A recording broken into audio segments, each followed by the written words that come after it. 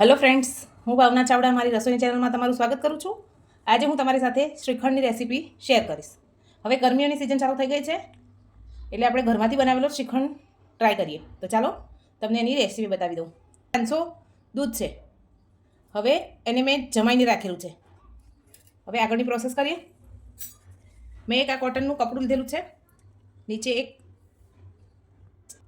એક કાણાવાળું આ રીતનું વાસણ મૂકીશું અને એની નીચે પણ એક વાસણ રાખીશું, જેથી બધું આનું પાણી જે નીતરે એ એમાં જમા થાય. દહીં સરસ જામી ગયું છે. દહીં આપણે બધું કપડામાં ટ્રાન્સફર કરી લીધું છે.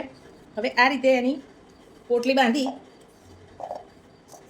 એની ઉપર એક વજનવાળી વસ્તુ મૂકી દઈશું, જેથી બધું જ પાણી નીતરી જાય.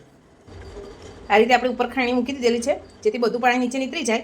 હવે 4 થી 5 કલાક માટે આ રીતે આપણે આને રહેવા દઈશું. આપણા દહીંમાંથી બધું જ પાણી નીતરી ગયું છે.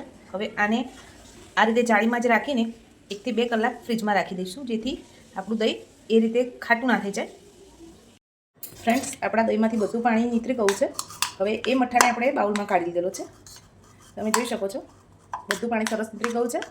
હવે આપણે આમાં કેસરવાળું દૂધ ઉમેરી દઈએ. તે તમારા ટેસ્ટ પ્રમાણે વધારે કે ઓછું કરી શકો.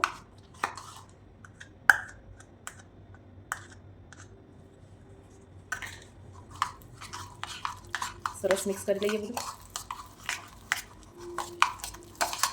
ચમચીની મદદથી સરસ ફેંટી લઈએ આને. હવે એમાં સ્વાદ પ્રમાણેની દળેલી ખાંડ ઉમેરી દઈએ. તમે કેટલું ગળ્યું ખાવ છો એ પ્રમાણે ખાંડ ઉમેરવાની. હવે ખાંડ સરસ મિક્સ કરી લઈએ આપણે.